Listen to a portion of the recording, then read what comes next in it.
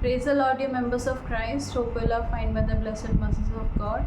In today's video, we'll be discussing on how the gospel is changing into debates. The gospel of Jesus Christ, like life, death, and resurrection. It's been the focal point of the gospel. The one commandment, the whole commandment that Jesus has told us to spread the good news that has been transforming the one's life and achieving salvation and relationship with God. How that is turning into debates. Debates means it can be argument, it doesn't in line with one's opinion. For example, there are more than 40,000 denominations because they don't agree with one another. Also, there are apologetics which try to prove more about speaking and debating and finding something and just digging out, but it's less about relationship with God.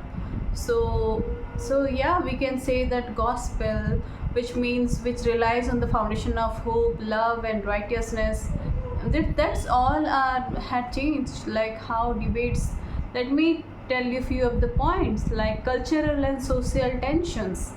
Like we live in a culture where even if we are Christians, there is cultural difference, like what we openly issues of morality, identity, politics, and hotly contested thing, the argument. When the argument is shared, it's often challenging. Means they feel like they have to win the argument. It's not about agreeing with one another and winning the challenge and norms and leading to defensive argument. It leads to defensive argument. It's like I want to prove my point and then I have to prove no matter what. Rather than being an open hearts. Even if when we be open hearts, we easily get the answers from the Bible, and even the Holy Spirit does speak.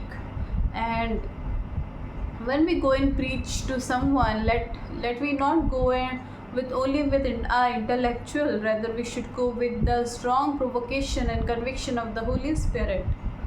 Second, we know that apologetics over relationship, which I have already mentioned. And third is online platform fuel conflict. There are many social media and they reward debate. Means like social media, they have in order to increase the number of views, they are creating such kind of debates so that the channel would grow more than meaningful dialogue. Even if they are not touching on the meaningful dialogue, they are just wanting to reward the debates. And to that, people respond quickly without the tone or context needed for grace-filled conversion.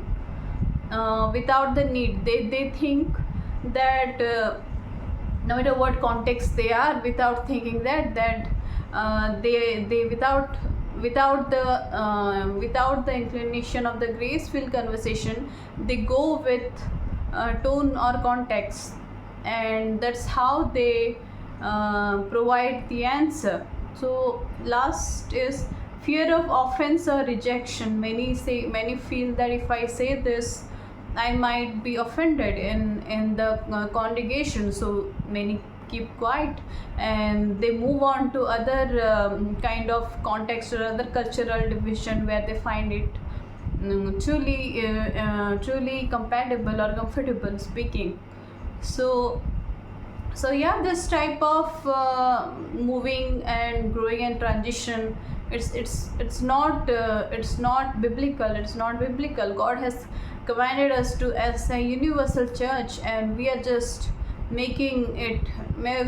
destroying such kind of by building denomination and cultural context and apologetics and social media platforms and ruining it with debates. That was how challenges we are facing. Now I'll lead you to what should the gospel look like instead. The gospel, instead of that, it should look like relationship and confrontational.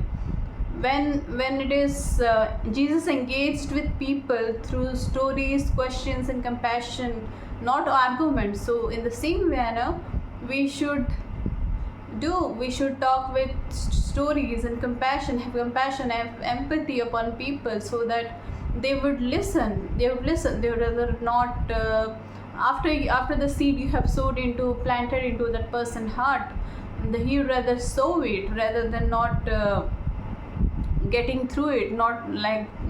It would not feel like an argument that he has said something and I felt bad, I felt guilty, but rather we should be open hearted, and just like Jesus, and we should do the same. Truth and love. Yeah, many people, when they share gospel, they share the truth, they share all the gospel, they share all the stories, but there are very few who share it with love, and that's why it moves from a true to a more kind of strong conviction, like hard truth. It becomes them it like hard truths, or they feel that is too much to handle. And yeah, we must communicate with humility and love, which is in Ephesians 4:15.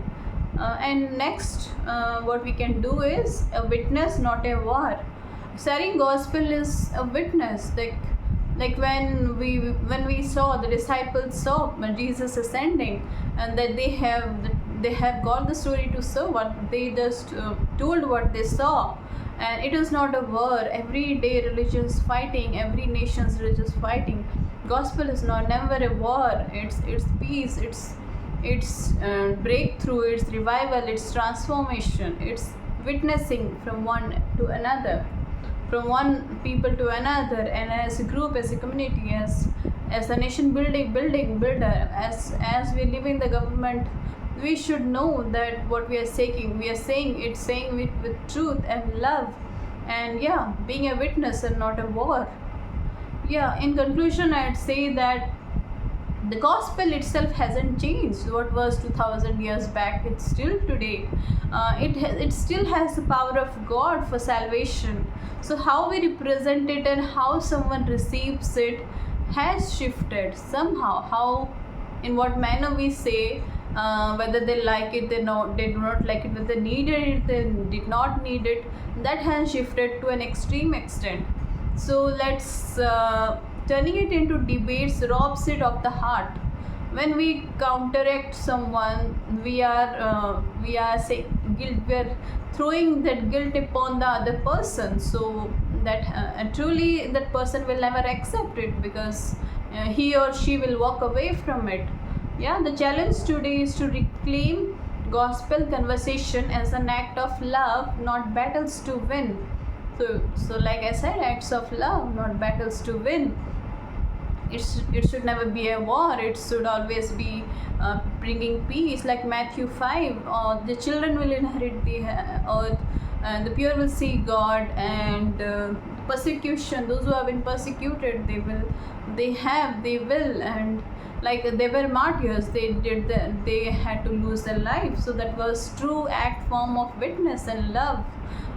We should have that same faith and love towards one another whenever we go and spread gospel. It shouldn't be debates. Study the Bible clearly, and yeah, whatever the answer you're giving, do it out of love and truth and respect for one another. Never try to win over argument. Yeah, this was it, and yeah, God bless you. God bless you throughout the day. In Jesus' name, amen.